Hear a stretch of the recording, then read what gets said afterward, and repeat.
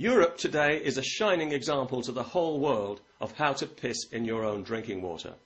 All over this continent, laws are being passed to stifle free speech, and people are being criminalised for speaking their mind. Later this month in Austria, Elisabeth Sabadich-Wolff goes on trial accused of denigrating religious teachings, a charge straight out of the Inquisition. Her crime, pointing out the passage in the Quran that allows a man to beat his wife. For this, she faces the prospect of 3 years in prison. Welcome to justice, Eurabia style. Meanwhile, I hear that some Dutch politicians are worried about their country's international reputation now the Freedom Party is involved in government. Well, they shouldn't worry. Their country's reputation couldn't be any lower than it is right now, thanks to them. And thanks to a crooked law that allows the country's most popular politician to be dragged into court like a criminal for telling the truth, in front of a panel of clearly biased judges who've since proven incapable of conducting a simple Star Chamber show trial because they don't have the wisdom or self-discipline to keep their partiality to themselves. At the very moment when the eyes of the world were on Dutch justice, the crooked judges of Amsterdam rose to the occasion and gave such a masterclass in wretched incompetence and bias, the trial had to be abandoned. Clearly more concerned with ideology than with justice, they've proven themselves unfit to judge a baby show.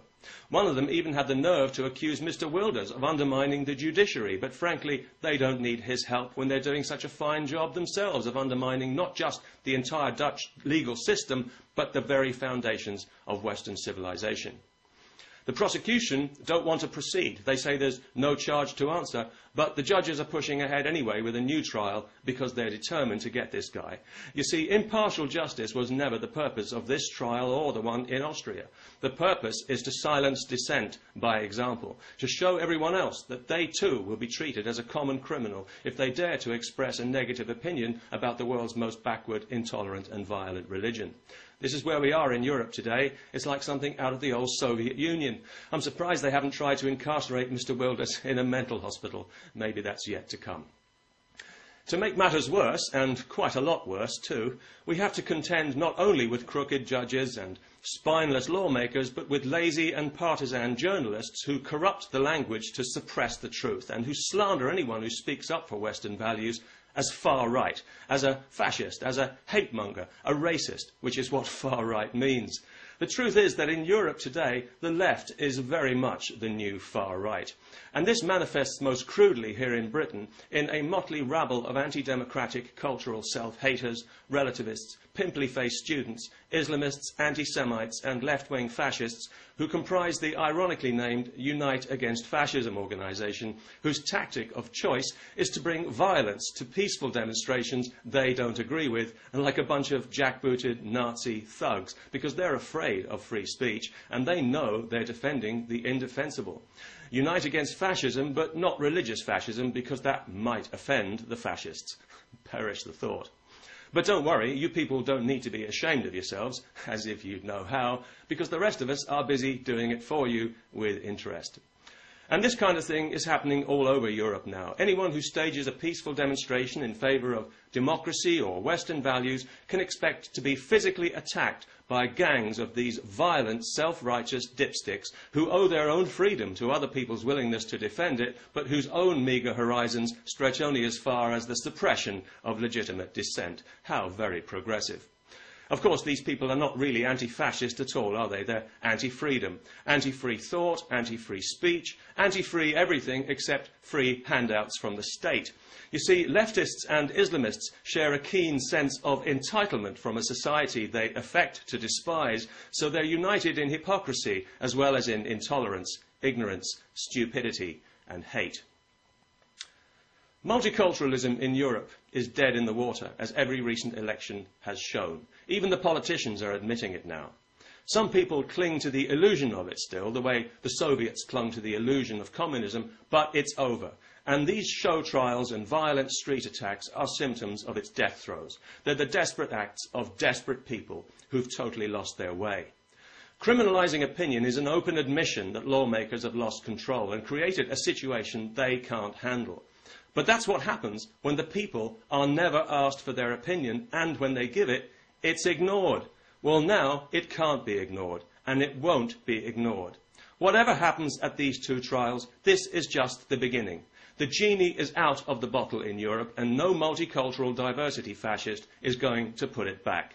Already, thousands of people are speaking out and making their voices heard in opposition to the relentless Islamization of our society, and soon it's going to be millions. People who've had enough of political correctness, of being told what they're allowed to think and say, of being told to respect a religion that respects absolutely nobody. And they're finding out, as they do speak out, that they're not alone, and that they're not, in fact, fascists and hate-mongers and racists at all, despite what they're told time and again by a cowardly, crooked press.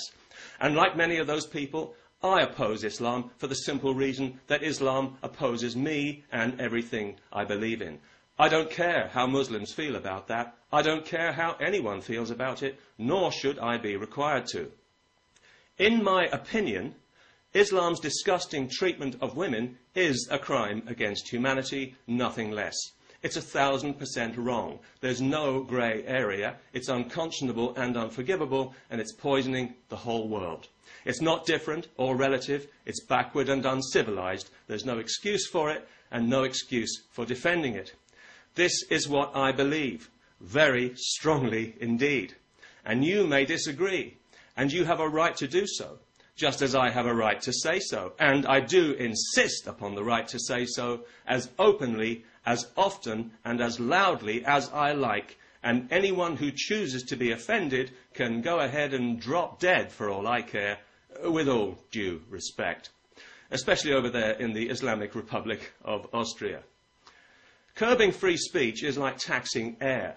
Nobody has the right to do it, no matter who they are, or who they think they are, or what fancy badge they're wearing, or what holy book they're holding in their grubby little hand. So they can pass all the laws they like, and they can string them all together in a paper chain if they want to, or fly them like flags from the minaret of every mosque.